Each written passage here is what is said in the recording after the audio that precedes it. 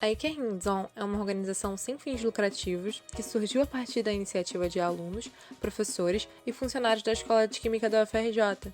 Nossa missão é revolucionar o ensino de engenharia no cenário nacional, possibilitando maior vivência prática e não apenas teórica dos temas de indústria química e engenharia de processos. Nos dividimos em gestão de pessoas, relacionamentos, logística, marketing, operações e projetos. Olá, meu nome é Débora, eu faço parte da equipe de Operações 2. E durante a quarentena, nosso principal desafio tem sido como desenvolver alguns experimentos caseiros com materiais fáceis de serem encontrados dentro de casa, a fim de que a gente aproxime não só o dia a dia da Iker Hands-On, como da Escola de Química também. E o experimento que a gente vem trazer hoje é a fabricação de um pão caseiro. Mas o objetivo principal não é que a gente fabrique o pão, e sim que durante todo o processo da receita a gente possa medir e quantificar algumas variáveis de processo. Nesse experimento, a gente quer principalmente ver a atuação do processo de fermentação sobre a massa do pão. E a fermentação é um processo muito estudado, principalmente pelos alunos de engenharia de alimentos, que é um dos cursos da Escola de Química. A fermentação é um processo bioquímico de molécula orgânica realizado por micro-organismos como fungos, bactérias e leveduras, e também por células mamíferas para se obter energia em processos sem oxigênio. Tem dois tipos de fermentação, sendo que para o pão a gente vai estar estudando apenas a fermentação alcoólica, que é realizada por leveduras.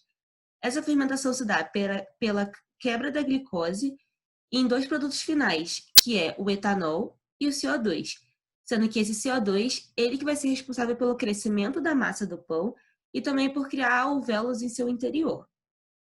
Beleza, agora sobre o pão. A base do pão branco ela é feita de farinha, água, levedo e sal, mas também pode ser acrescido o açúcar e gordura.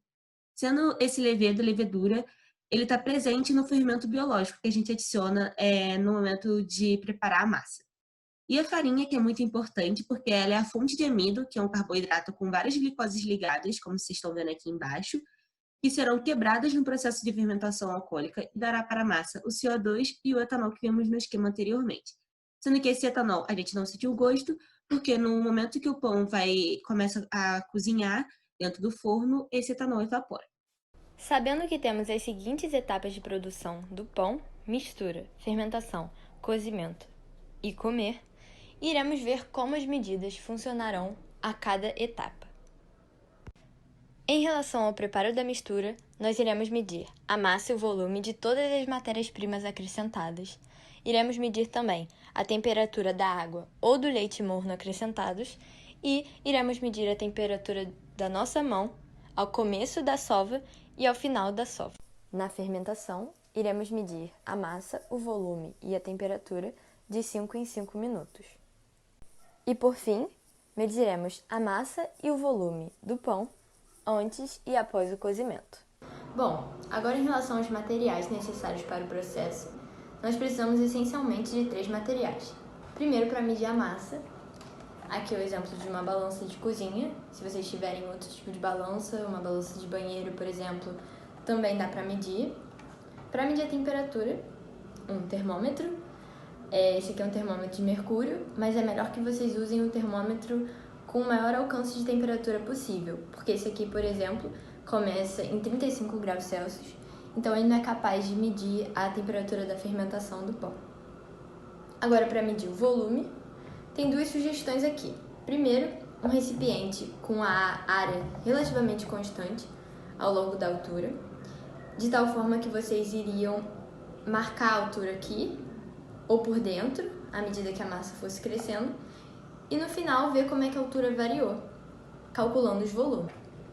Outra sugestão para medir o volume seria pegar um recipiente já calibrado com os volumes e vocês colocariam a massa para crescer aqui dentro.